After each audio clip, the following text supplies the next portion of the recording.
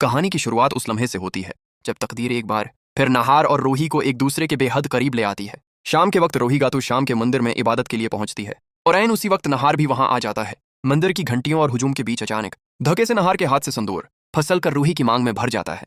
एक लम्हे को वक्त रखा जाता है और रूही जान लेती है कि ये कोई इत्तेफाक नहीं बल्कि भगवान का इशारा है, क्योंकि वो दिल से खुद को नाहार की पत्नी मानती है। लेकिन दूसरी तरफ रूही के घर में हालात बिल्कुल मुख्तलिफ होते हैं, जहां उस पर हर हाल में स्पष्ट से शादी करने का दबाव डाला जा रहा होता है। हालांकि स्पष्ट को भी अब ये सच मालूम हो चुका है कि रूही शादीशुदा है। इस सब के बावजूद रूही मजबूरी में एक ड्रामा रचाए रखती है ताकि असल हकीकत छिपी रहे, क्योंकि असल खतरा नाहार की दादी हैं, जो किसी भी सूरत रूही को नाहार की जिंदगी में बर्दाश्त करने को तैयार नहीं, और वो शीतल को इस घर की बहू बनाकर नाहार की पत्नी के रूप में वो संस्कार देना चाहती हैं जिनसे वो खुद महरूम रहे। मगर दादी ये भूल जा रूही उसकी फिक्र करती है। स्पर्श ये समझ बैठता है कि रूही भी उससे शादी करना चाहती है, जबकि ये सब एक बड़ी साजिश का हिस्सा था। असल सच ये था कि रूही पहले ही नाहर की बीवी है, मगर ये बात जानबूझकर स्पर्श से छुपाई जाती है। सबका मकसद सिर्फ एक था, किसी भी तरह रूही की शादी स्पर्श से करा कि उसे हमेशा के लिए नाहर की जिंदगी से बाहर निकाल देना। इधर रूही का दिल आज भी सिर्फ नाहर के लिए धड़कता है।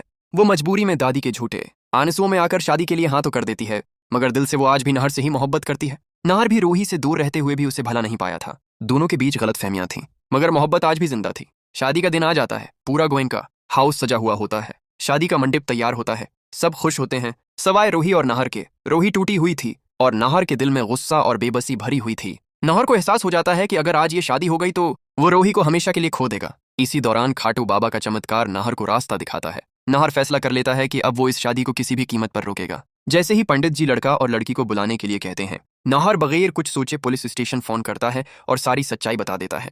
चंद ही लम्हों में पुलिस गोयनका हाउस पहुंच जाती है और शादी को बीच में ही रोक देती है। पुलिस को देखते ही दादी, सोनी, शीतल और स्पर्श के चेहरों के रंग उड़ जाते हैं। इसी शादी के मंडप में सच सबके सामने आ जाता है कि रूही पहले ही नाहर की बीवी है।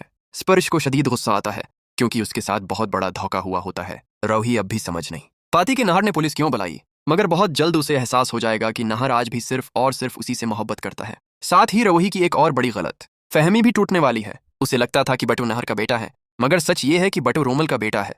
बहुत जल्द ये हकीकत भी सबके सामने आ जाएगी। अब देखना यह है कि क्या सच्चाई सामने आने के बाद नाहर और रूही दोबारा एक हो पाएंगे। क्या शीतल और उसकी साजिशों का अंजाम होगा। आने वाला एपिसोड मनसंदर का सबसे ज्यादा जज्बाती और चौंका देने वाला एपिसोड होने वाला है।